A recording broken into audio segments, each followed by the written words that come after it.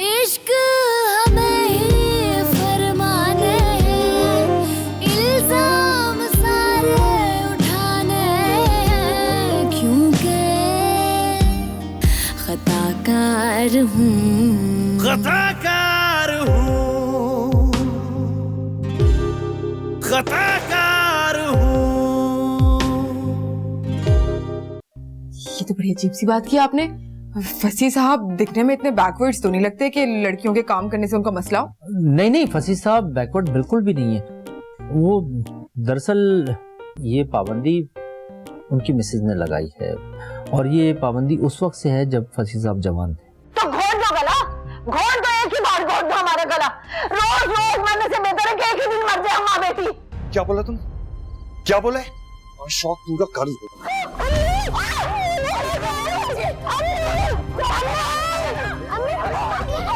मुझे बचा लिया। मुझे मार देते ना। नहीं मेरी जान, कैसे कोई मार देता मेरी बच्ची को? खताकार हूँ, खताकार हूँ, खताकार हूँ, खताकार हूँ।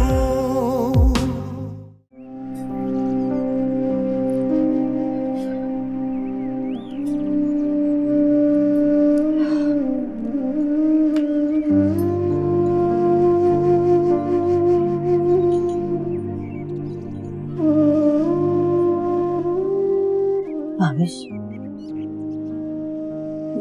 जिमी, तुम रात को फिर ख्वाब में डर गई थी क्या? फिर वही तुम्हें डरावने ख्वाब?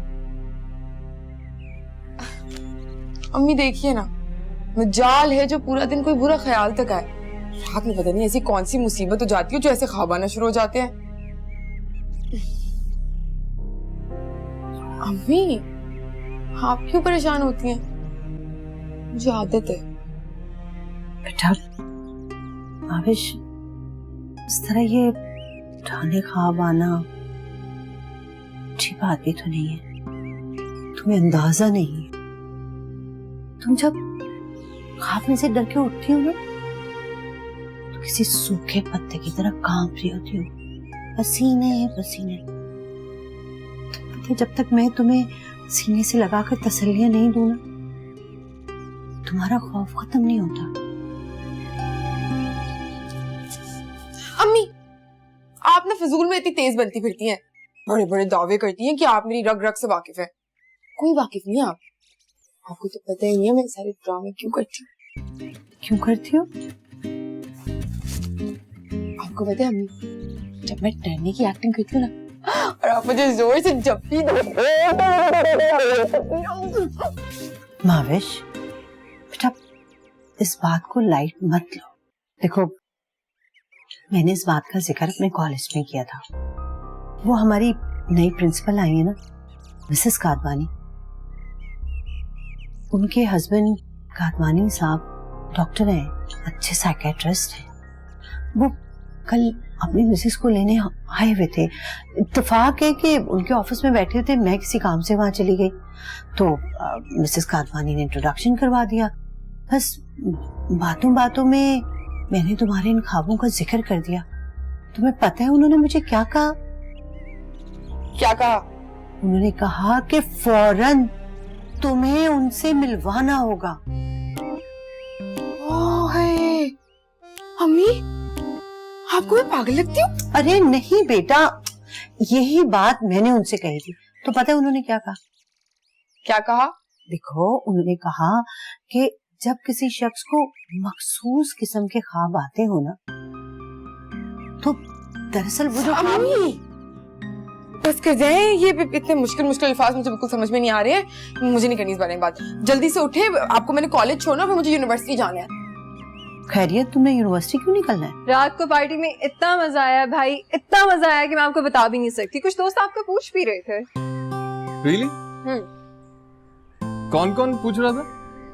वो एक हेरा का भाई, और वो याद है एट्रियम के बाहर मिले थे हम जिस लड़के से, वो जो गाड़ियों के जिसको आप बता रहे थे, वो पूछ रहा था। अच्छा वो मैंने क्या, दोनों इतने फालतू किस्म के लड़के, मैं बोर होता वहां जाकर। तुम्हें तो वैसे भी मेरी सारी दोस्तों के भाई ना फजूल लगते हैं। क्योंकि वो फजूल है।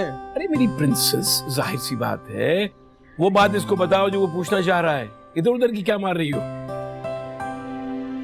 अच्छा, क्या पूछना चाह रहे हैं आप? वो बेचारा पूछना चाह रहा है कि रात पार्टी में कौन कौन इसके बारे में पूछ रहा था, यानी कौन कौन सी लड़कियां पूछ रही थी, Ashmita, how is your brother? नहीं, मैं ऐसा कुछ पूछना नहीं चाह रहा। अरे हीरो, मैं जानता हूँ तुम्हें। आपने इसकी दोस्तें देखी हैं? इतनी फारिग फालतू लड़कियां मैंने आज तक नहीं देखी। देखा, ये मेरा बेटा निकला, बिल्कुल आप पे नहीं गया, मेरी तरह है। He's got class and taste. बिल्कुल दुरुस्त कहा। क्यों अश्मिता, तुम्हारी मामा कभी कभी बिल्कुल सच बोल जाती हैं, यानी कि उन्होंने बेहतरीन शय का इंतखाब किया और मुझे जो मिल गया मैंने गुजारा कर लिया। नहीं, मेरा ये मतलब नहीं था। मुझे तो अंदाजा ही नहीं था कि आप ये बात उस तरफ भी लेके जा सकते हैं। मामा, आपको जो मिला आपकी किस्मत का मिला और वो आपको हीरा मिला। आपको मैंने बताया था ना कि सना यूनिवर्सिटी में पढ़ती है। जाहिर सी बात है, उसके आगे पीछे घूमना तो पड़ेगा ना मुझे थोड़े दिन। पता नहीं कब वो दिन आएगा जब मेरी जॉब लगेगी। अच्छा ठीक है, लेकिन एक बात तो मेरी सुन लो। मैं आज ही कॉल करके मिसेस कादवानी साहब से तुम्हारा अपॉइंटमेंट ले रही हूँ और तुमने इनकार नहीं करना। मैविश, प्यारी माँ को कभी इनकार कर सकती हूँ? नहीं, इनकार तो कभी नहीं किया, लेकिन करती वही हो जो तुम्हारा दिल चाहता है। चले अब उठिए, जल्दी से देर हो रही है, मैं जा रही हूँ बैग लेने के लिए। अब तैयार हो जाओ। अल्लाह, ये लड़की तो चाय भी ठंडी करवा दी। अच्छा जी, मैं यूनिवर्सिटी के लिए लेट हो रही हूँ, मुझे कौन ड्रॉप करेगा? मैं ड्रॉप कर देता। You sure? हाँ जाओ जाओ भाई, इसी बहाने शायद तुमको कोई हीरा मिल जाए।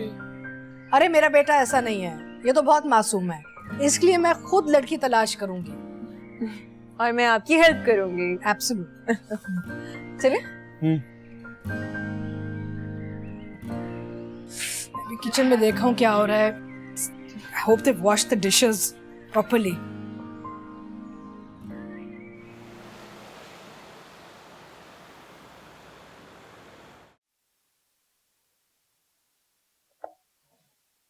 आपकी बच्ची के ख्वाबों का सारा ताल्लुक उसके बचपन से है। मुझे लगता है कि उसका बचपन या आपकी शादी के इब्तदाई दिन कुछ अच्छे नहीं गुजरे। अच्छे नहीं गुजरे डॉक्टर साहब, बहुत बुरे गुजरे। मेरे हस्बैंड ने मुझे डिवोर्स कर दिया था। आपको मुझे अपने माजी के बारे में बताना होगा। आपकी शादी से पहले के वाकयात, शादी किन हालात में हुई, शादी के बाद आपके ताल्लुकात कैसे थे, and specially I want to know कि ये जो आपकी डाइवोर्स हुई, ये इसकी क्या वजूहात थी। क्योंकि देखिए ज़किया बेगम, किसी भी शख्स की शख्सियत का बहुत बड़ा हिस्सा उसकी इब्तदाई जिंदगी के 3-4 सालों में मुकम्मल हो जाता है। और जाहिर है कि 3-4 साल का बच्चा जिस माहौल में परवान चढ़ता है, उसका असर उसकी पूरी शख्सियत पे पड़ता है। जी डॉक्टर साहब, हालांकि ये यादें तो बहुत तकलीफदेह होती हैं और मैं नहीं चाहती कि माजी की तरफ मैं कभी भी लौट कर देखूं। लेकिन मेरी बच्ची जिस तरह डरावने ख्वाब देखती है डॉक्टर साहब, मैं चाहती हूँ कि बस किसी तरीके से उसका इन ख्वाबों से पीछा छूट जाए। अच्छा नौशीन, तुमसे मुझे एक काम था। इस लड़की को गौर से देख लो, इसका नाम इश्मिता है और तुम्हारी यूनिवर्सिटी में पढ़ती है। मुझे बताओ, तुम इसको जानती हो या नहीं? जानती तो नहीं हूँ, मगर शक्ल मैंने देख ली है। अगर यूनिवर्सिटी में हुई तो जरूर पता चल जाएगा। मगर खैरियत तुम क्यों पूछ रही हो? खैरियत तो नहीं है, वो हमारे सामने सफिया खाला रहती है ना, उनके साहबजादे को ये साहबजादी बहुत पसंद आ गई हैं। किसी पार्टी वार्टी में देखा तो और उधर इनके इश्क में मुब्तला हो चुके हैं। फिर कोई जालिम समाज बन के बीच में आ गया और इश्मिता को ले गया वहां से। तब से उसने मेरी जान खाई हुई है। बोल बोल के थक गया कि मुझे ढूंढ के दो, कहीं से निकालो, पता कराओ, मुझे मिलवाओ। फिर मुझे एक सोच से पता चला कि तुम्हारी यूनिवर्सिटी में पढ़ती है ये। मेरे दिमाग में तो फौरन से तुम आ गई। करोगी ना मेरा काम? फिक्र ना करो महविश, इनकी शक्ल तो मैंने देख ली है, हमारे होने वाली भाभी की। अब जैसे मुझे पता चलता है मैं तुम्हें बताती हूँ। Thank you so much Nausheen, मुझे पता था कि तुम मेरी मदद जरूर करोगी। मेरा ताल्लुक एक मिडिल क्लास घराने से था। हमारा घराना काफी कंजर्वेटिव था। उसके बावजूद भी मेरे वालिद ने खानदान की मुखालफत लेके मुझे यूनिवर्सिटी में एडमिशन करवाया। अलबत्ता मेरे ऊपर ये पाबंदी जरूर थी कि मैं हिजाब वगैरह करूंगी। तो मैंने हिजाब करना शुरू कर दिया।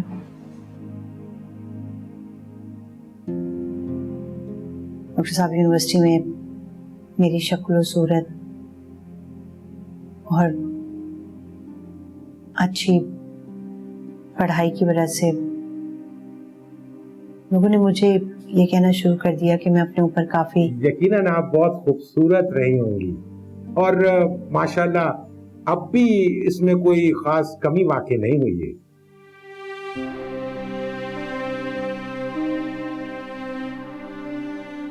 लेकिन डॉक्टर साहब, वो कहते हैं ना कि गरीब की बच्ची को हक नहीं होता कि वो अच्छी शक्ल सूरत लेकर पैदा हो। यूनिवर्सिटी में मेरे हिजाब और कंजर्वेटिव माहौल की वजह से ये मशहूर हो गया था कि मैं बहुत प्राउड हूं। कई बड़े घरानों के लड़कों ने फ्लर्ट करने की भी कोशिश की, लेकिन मेरे बहुत स्ट्रिक्ट एटीट्यूड की वजह से वो लोग हमेशा फासले पर ही रहे।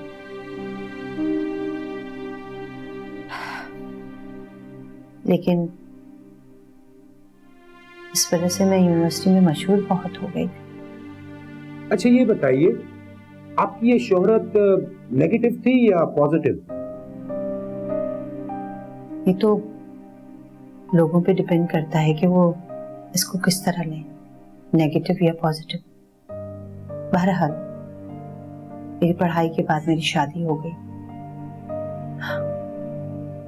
सौलत साहब जिनसे मेरी शादी हुई वो एक मामूली शक्ल सूरत के इंसान थे और नौकरी भी एक वाजिबी सी थी। हैसियत में भी कुछ ज्यादा स्ट्रॉन्ग नहीं थी उनकी फैमिली, बस हमसे कुछ कम ही रहे होंगे। मिस ज़किया बेगम, आप माशाल्लाह जवानी में काफी खूबसूरत भी रही हैं और आप उस वक्त बहुत ब्रिलियंट भी थी, होनहार थी। तो क्या शादी के टाइम पे आप जॉब कर रही थी? जी, उस वक्त भी मैं एक कॉलेज में आर्जी तौर पर जॉब कर रही थी, लेकिन कुछ अरसे बाद मुझे वहां पर परमानेंट कर दिया गया था। अच्छा मिस ज़किया, मुझे ये बताइए कि आपके इतने क्रेडेंशियल्स होने के बावजूद, आप इतनी होनहार स्टूडेंट भी होने के बावजूद, आपके घर वालों को क्या जरूरत पड़ी थी कि आपकी शादी ऐसे शख्स से करवाएं जो बकौल आपके आपसे कमतर भी था, इंफीरियर भी था? एक्चुअली मैंने आपको बताया ना कि मेरे घर का जो बैकग्राउंड है काफी कंजर्वेटिव था और मुझे तो डॉक्टर साहब ये मौका भी नहीं दिया गया कि मैं अपनी राय दूं या थोड़ा सा इंतजार किया जाता किसी अच्छे रिश्ते आने का। अच्छा ज़किया बेगम, मुझे एक बात बताइए, मुझे समझ नहीं आ रही है। I can't get to it कि आपके घर वालों ने आपकी शादी में इतनी जल्दी क्यों की, आपको इतनी जल्दी शादी क्यों कराई, जबकि उन्होंने किसी और मुनासिब रिश्ते का इंतजार क्यों नहीं किया? पता नहीं, मुझे नहीं पता। अच्छा देखिए Zakia Begum, you will have to be very honest to me. मुझे ये बताइए कि आपकी कहीं यूनिवर्सिटी में कोई ऐसी शोहरत तो नहीं हो गई थी कि जिसकी वजह से आपकी फैमिली ने इमीडिएटली डिसीजन लिया कि जी जस्ट गेट अ मैरिड, फौरन इसकी शादी कर दी जाए? जी जी जी डॉक्टर साहब, कुछ ऐसी ही हो गई थी, लेकिन आप यकीन करें, मेरा इसमें कोई कसूर नहीं था। मैं और मेरा खुदा जानता है, इसमें मेरा कभी कोई कसूर नहीं रहा। मैं बिल्कुल बेकसूर थी डॉक्टर साहब, बिल्कुल मासूम। और आप यकीन जाने के, देखिए आप रिलैक्स कीजिए, जस्ट काम डाउन। ये पानी पीजिएगा, have a glass of water please. आप लीजिए। आप समझ रहे हैं ना मैं क्या कह रही हूँ? जी मैं समझ रहा हूँ, please have a glass of water. आप पानी लीजिए please. Just relax, calm down.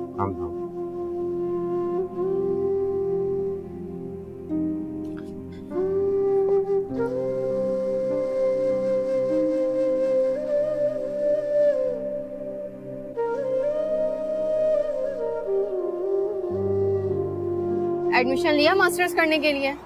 यार अम्मी तो बहुत जोर देती रहती है, मेरा कोई इरादा नहीं है। लेकिन तो फिर क्या इरादा है? कहीं शादी वगैरह करने का तो इरादा नहीं है? अल्लाह ना करे कि ऐसे बुरे बुरे ख्यालात मुझे आए। तो फिर अच्छे इरादे क्या हैं तुम्हारे? नौशीन तुम जानती हो ना कि मुझे मेरा मजाक उड़वाने का कोई शौक नहीं। तो इसका मतलब है तुम बहुत ऊंचा सोच रही हो। वैसे सोचती हो? हो भी सकता है।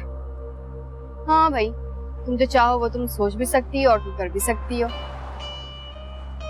Thank you so much for your compliments. अब चलो मुझे छोड़ दो, तुम्हारी यूनिवर्सिटी देख ली। और मेरी बात सुन, खबरदार जो तुम इश्मिता के बारे में पता करना भूली तो मेरा काम याद रखना। बिल्कुल, पहली मर्तबा तुमने मुझे कोई काम बोला है, डोंट वरी, हो जाएगा काम। ऐसे चलो। मुझे आपकी बेटी के ख्वाबों की सारी वजह मालूम हो गई है। I am sure about it. आप बिल्कुल बेफिक्र रहिए। मुझे आपकी बेटी के साथ 2-3 सेशंस करने होंगे। आप बेफिक्र रहिएगा, इंशाल्लाह ताला बेहतरी आएगी। डॉक्टर साहब प्लीज आप उसके लिए कुछ कीजिए। ज़ाहिर तो वो बहुत मजबूत लड़की नजर आती है, लेकिन अंदर से वो कितनी कमजोर है मैं आपको बता नहीं सकती। किस तरह खौफ से लरसती है। डॉक्टर साहब जब तक वो मेरे पास है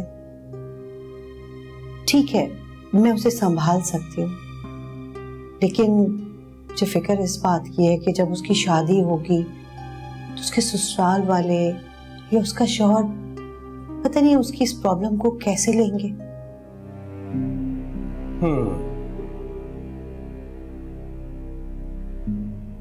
देखिए आप फिक्र ना करें, आई एम वेरी होपफुल। इंशाल्लाह ताला वो ठीक हो जाएगी। बस आप एक मर्तबा अपनी बेटी को मेरे क्लिनिक पे तो लाइए। जी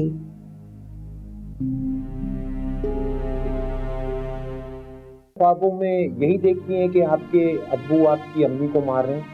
कभी कभी ये भी देखती हूँ कि मैं अम्मी को बचा रही हूँ। मैं अब्बू की टांगों से लिपट के उनकी मिन्नतें कर रही हूँ।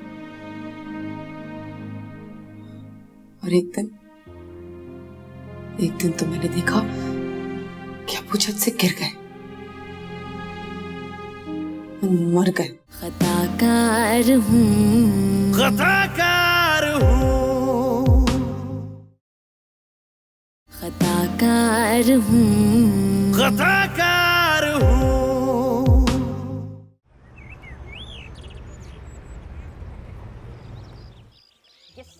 अम्मी जान, आप काफी दिनों से ज़किया खाला की तरफ गई नहीं। अरे अल्लाह पाक ने जो तुम्हें ये नौकरी दी है ना, उसके बाद तुम्हारे पास इतनी फुर्सत ही कहाँ है कि मुझे ज़किया की तरफ लेकर चलो। अरे अम्मी आप जब कहेंगी मैं आपको ले जाऊंगा। अरे हाँ याद आया, जहाँ आज मेरी मीटिंग है ना वहाँ रास्ते में ज़किया खाला का घर आता है, मैं आपको ड्रॉप करता हुआ चला जाऊंगा। अरे इससे अच्छी बात और क्या होगी। तो मुझे 15 मिनट दो, मैं अभी तैयार होकर आती हूँ। आप आराम से आधा 1 घंटा ले लें, तैयार हो जाए। मेरी मीटिंग वैसे भी 3 बजे है। मेरा ख्याल है कि हम जल्दी चलते हैं। तुम भी कुछ देर वहाँ बैठ जाना, महावेश घर पे ही होगी ना। हाँ ये ठीक रहेगा। ठीक है, आप तैयार हो जाए। चल मैं बस यूं गई और यूं आई। हाँ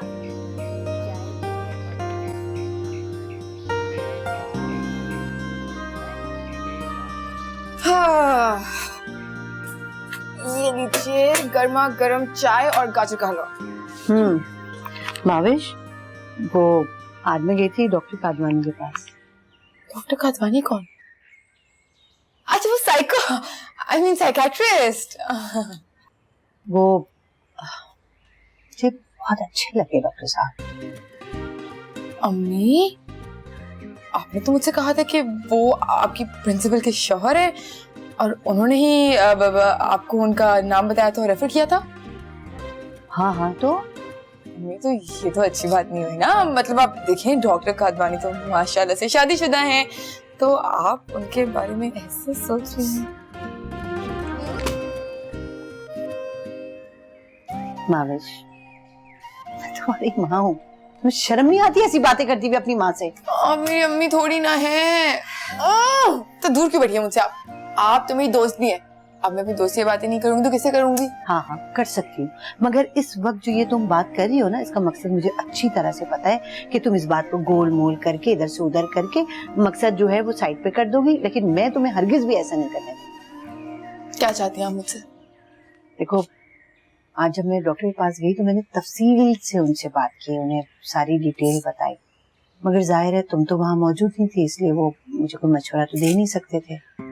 तो अब ऐसा है कि कल सुबह 11 बजे मैं कॉलेज से छुट्टी करूंगी और तुम मेरे साथ डॉक्टर के पास चलोगी, क्योंकि मैंने अपॉइंटमेंट ले लिया। और खबरदार जो तुमने कोई किसी किस्म का बहाना बनाने की कोशिश की होगी। आज तक मैंने आपको कोई हुक्म टाला है जो आप टालूंगी।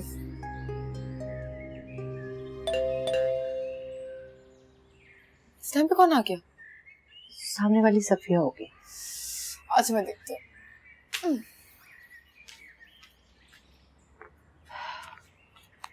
आइए ना खाला, अम्मी देखे कौन आया है। अस्सलाम वालेकुम। मुझे भी कहते हैं कि आइए आइए।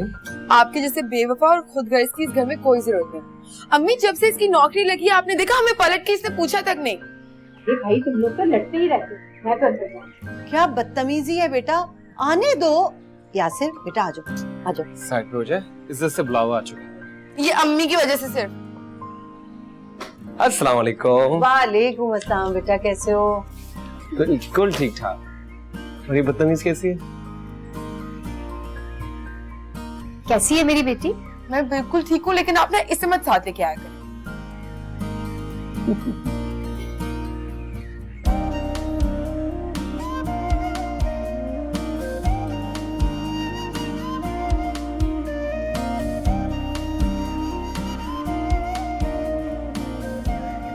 सर ये वाला मटेरियल उन्होंने अप्रूव किया है, ये देखें, ये 40% स्ट्रेचेबल है और कलर भी यही मांग रहे हैं वो लोग। अच्छा, सैंपल आपने भिजवा दिया? बिल्कुल भिजवा दिया सर, और वहाँ से उसके सारे डॉक्यूमेंट्स भी कंप्लीट हो गए, तो बस हमें डिलीवरी करनी है इसकी। It's pretty nice. This is actually good वैसे। अस्सलाम वालेकुम। ओहो, अर्जुन साहब आए भाई। श्योर। आप कैसे आ गए? घर पे बड़ा बोर हो रहा था, सोचा ऑफिस आ जाओ। तो मैं भी तो ये कहता हूँ, तुम घर पे क्यों बड़े बोर होते रहते हो? ऑफिस आ जाओ, आके देखो, कुछ काम सीखो। कि सुनो जी, ये Irfan is working on a very big deal. नहीं जीन, लिसन टू मी जी। Irfan is working on a very big order. तुम चले जाओ, इरफान के साथ बैठो, सीखने की कोशिश करो, समझो, और नहीं समझ में आए तो मेरे पास आके बैठ जाओ, मैं सिखा दूंगा। ठीक है, देख लूंगा। लिसन यंग मैन, सीरियस हो जाओ। देखो, ये पार्टी लंदन में बेस्ड है, बहुत बड़ी पार्टी है, यूरोप में जगह जगह इनके आउटलेट्स हैं। इस बहाने तुम यूरोप भी घूमते रहोगे।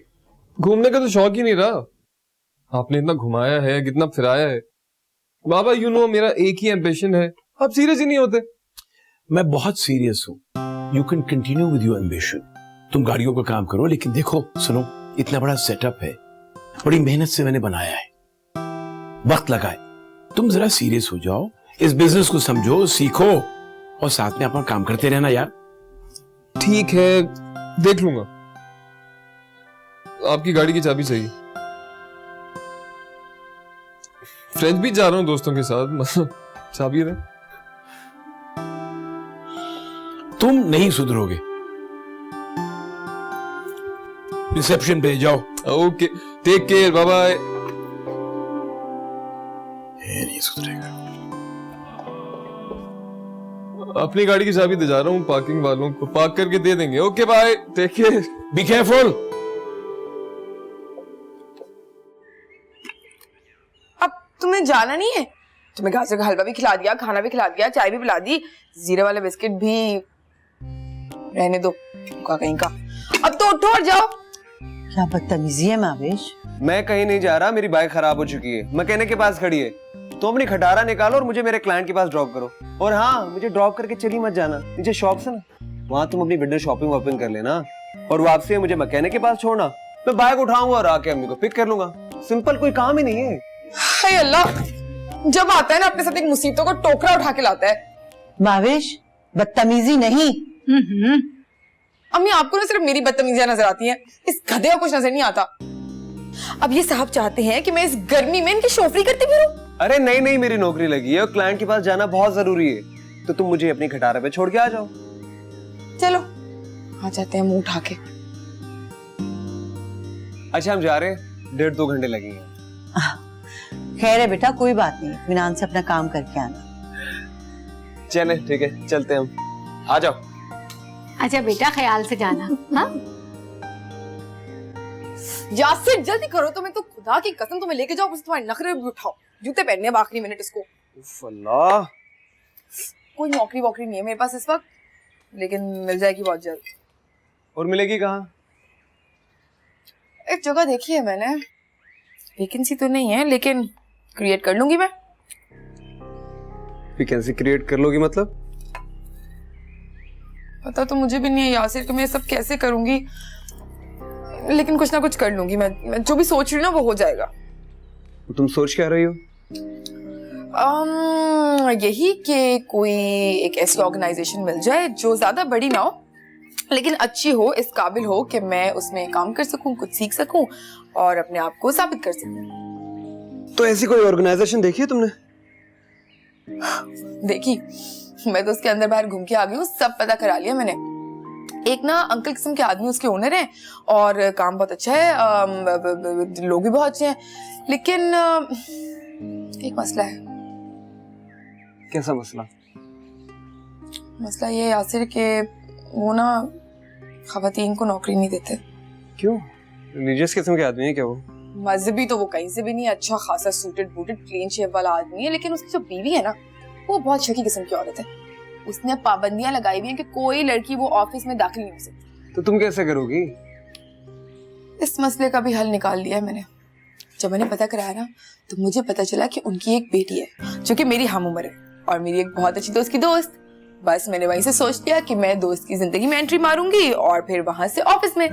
आई विश कि तुम जो चाह रही वो हो जाए, मगर तुम कहो तो मैं अपनी कंपनी में कोशिश कर सकता हूँ। मैं भी कोई वैकेंसी निकला है? नहीं, अभी फिलहाल तो ना मैं इसी कंपनी के लिए ट्राई करूंगी। But thanks for your offer. इतना फॉर्मल होने की जरूरत नहीं है। हाँ, क्या तो तुम सही रहे हो, मैं तुम्हारे साथ फॉर्मल क्यों हो रही हूँ, थोड़ी ऑफ ट्रैक हो गई थी, वरना तुम्हारे साथ और फॉर्मल बहुत मुश्किल है भाई। जल्दी से जूते पहन लिए ना, उठो, खड़े हो। आपकी तकरीर खत्म नहीं हुई। टाइम नहीं है मेरे पास तुम्हारी ये फरमाइशें पूरी करने का।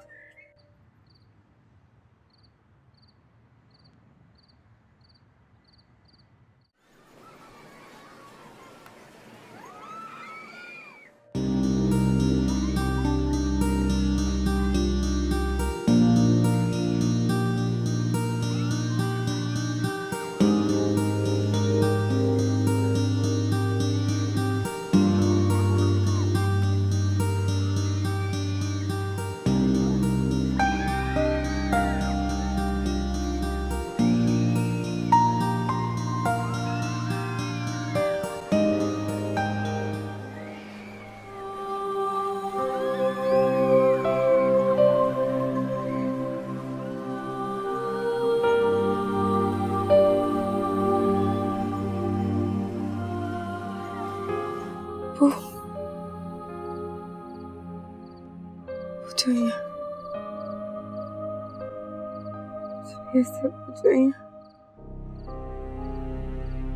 ऐसे पूछेंगे। ओ, अम्मी अब्बू कहाँ हैं? माविश बेटा, क्या हुआ? हाँ, क्या हुआ? फिर क्या हुआ? देखे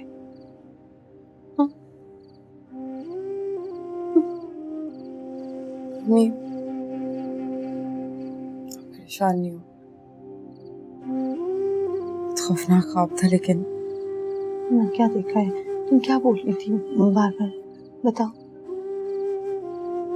आप कौन सा हकीकत होती है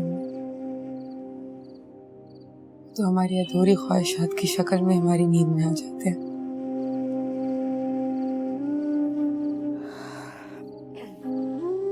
पानी दे दे अम्मी।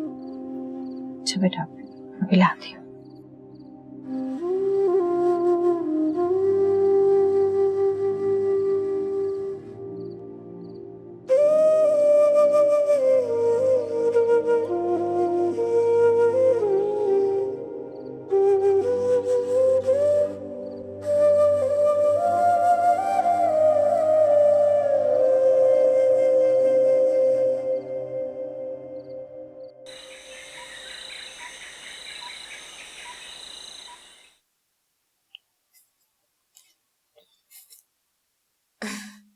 यहाँ पे तो फील ही नहीं हो रहा जैसे मैं किसी हॉस्पिटल में आई हूँ।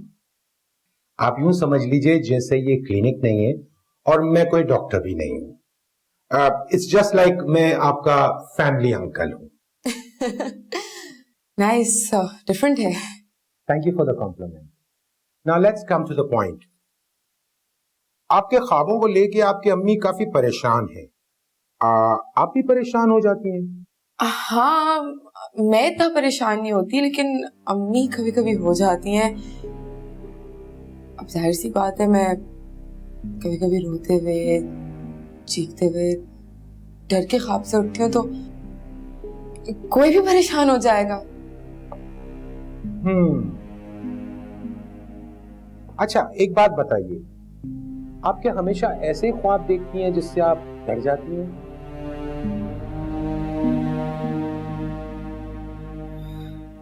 डॉक्टर साहब, वो मैंने आपको बताया होगा ना हमारे माजी के बारे में।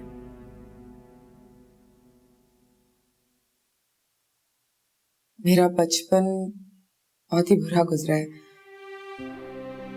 बस कभी कभी वो भयानक ख्यालात दिमाग में आ जाते हैं और कुछ नहीं। क्या आप हमेशा अपने ख्वाबों में यही देखती हैं कि आपके अब्बू आपकी अम्मी को मार रहे हैं? नहीं, मैं कभी कभी ये भी देखती हूँ कि मैं अम्मी को बचा रही हूँ। मैं अब्बू की टांगों से लिपट के उनकी मिन्नतें कर रही हूँ। और एक दिन तो मैंने देखा कि अब्बू छत से गिर गए, मर गए।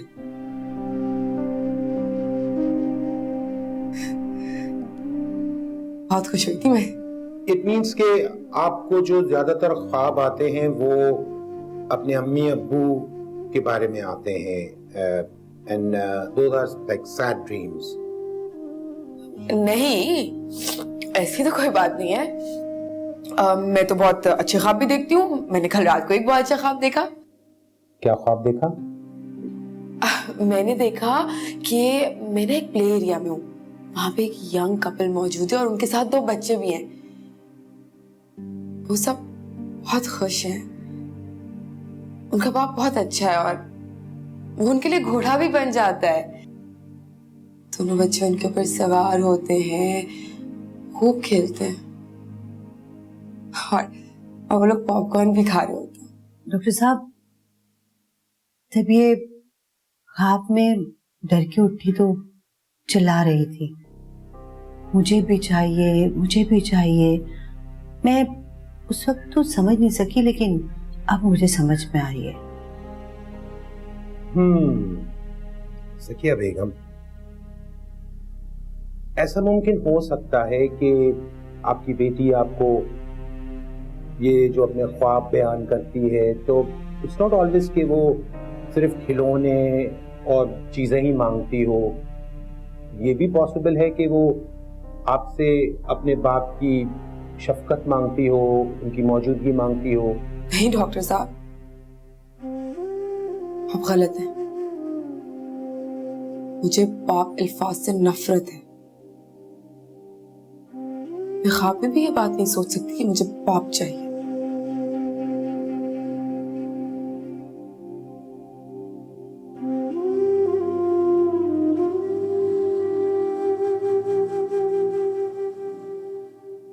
नफरत ना करती तो और क्या करती अपने बाप से। उसके बाप से उसे मिला ही क्या है? धिक्कार, मार, गालियां, और उसके अलावा उसके बाप ने उसे क्या दिया? मगर मुझे ये समझ में नहीं आ रहा कि जब ज़किया खाला के शोहर इतने जालिम थे तो उनके अपने घर वाले कहाँ थे? वो आगे क्यों नहीं बढ़ते थे? अरे ज़किया के घर वाले पुराने ख्यालात के लोग थे। कहते थे लड़की की डोली जिस घर में जाए ना, वहां से उसका जनाजा ही उठे।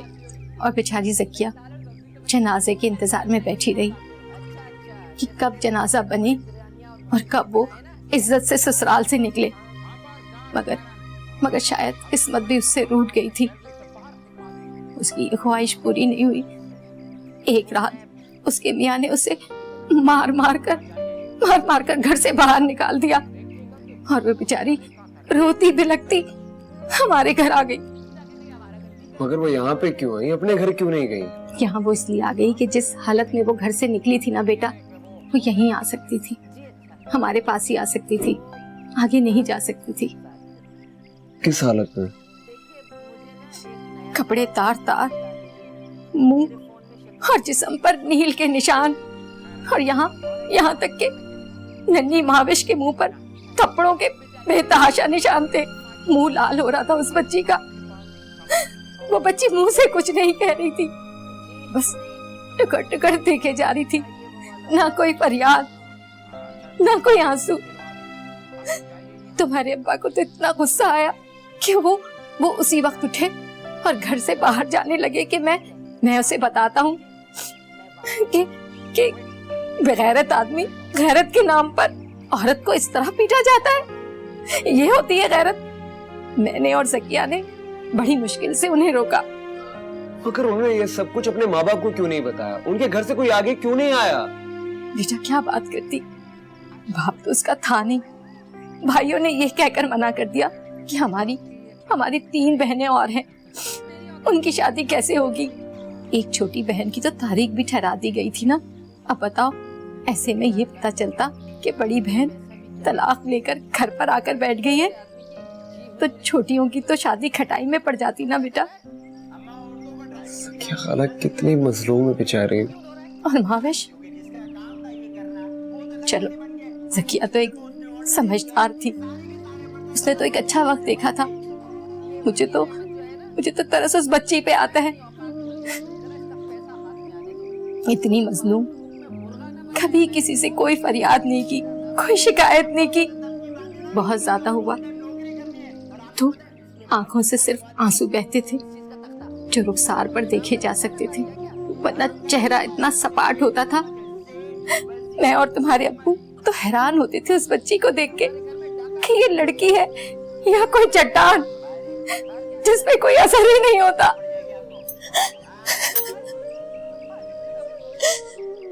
ऐसी है महावेश।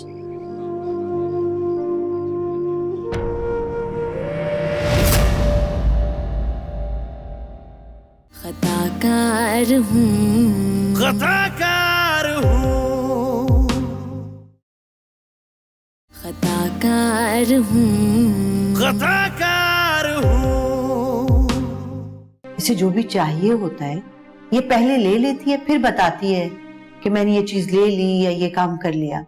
लेकिन डॉक्टर साहब, एक बात जो काफी खतरनाक है, जिस साइकियाट्रिस्ट के पास वो गई थी ना, 2-3 सेशन के बाद महाविश के लिए उस डॉक्टर का एनालिसिस ये था, किसी नौजवान लड़के को पसंद नहीं करती, बल्कि बड़े एज के आदमी और पैसे वाले आदमी से शादी करना चाहती है। पिछले 20 साल से मेरे बॉस 20-22 साल की लड़की की तलाश में जिसे वो अपना लाइफ पार्टनर बना सके।